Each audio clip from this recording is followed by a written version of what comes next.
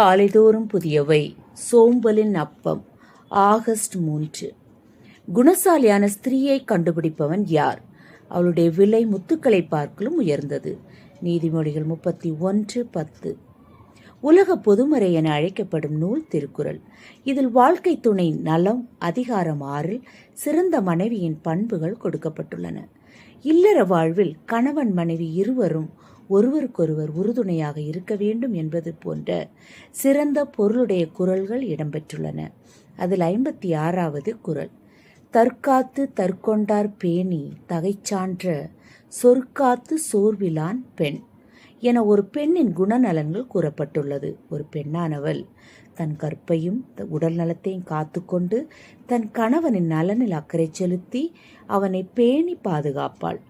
குடும்பத்திற்கு பெருமை சேர்க்கும் நற்பெயரை காப்பாற்றியும் எந்த செயலையும் சோர்வில்லாமல் செய்பவளே சிறந்த பெண் என கூறுகிறது.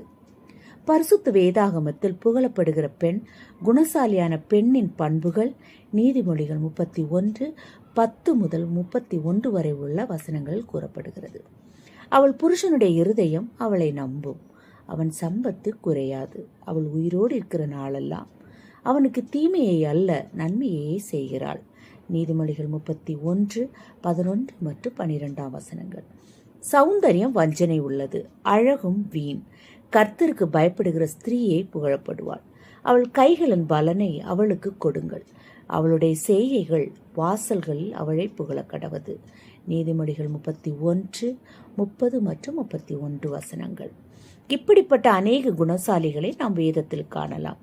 ஆபிரகாம் ஈசாக்குக்கு பெண் பார்க்க தன் வீட்டில் உள்ளவர்களில் வயதில் மூத்தவனும் தனக்கு உண்டான எல்லாவற்றிலும் அதிகாரியுமாக இருந்த தன் ஊழியக்காரனை அனுப்பினார். தன் எஜமானாகிய ஆபிரகாமின் தேவனாகிய கர்த்தரிடத்தில் ஜெபித்து ஏற்று பெண்ணை தேர்ந்தெடுத்தார். ரெபேக்காள் மகா ரூபவதியும் புருஷனை அறியாத கன்னியுமாயிருந்தாள். ஆதியாகமம் 24:16. இப்படியே பூர்வத்தில் தேவனிடத்தில் நம்பிக்கையாயிருந்த பரிசுத்த ஸ்திரீகளும் தங்களுடைய புருஷர்களுக்கு கீழ்ப்படிந்து தங்களை அலங்கரித்தார்கள். அந்தபடியே சாராள் ஆபிரகாமை ஆண்டவன் என்று சொல்லி அவனுக்கு கீழ்ப்படிந்திருந்தாள். நீங்களும் நன்மை செய்து ஒரு ஆபத்துக்கும் பயப்படாதிருந்தீர்களானால் அவருக்கு பிள்ளைகளாயிருப்பீர்கள்.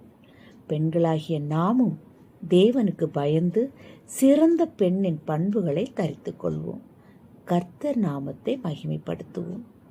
ஜெபம். தேவனே, நாங்களும் கனி கொடுக்கிற திராட்சை செடிகளாய் காணப்பட உதவி செய்யும். ஆமென்.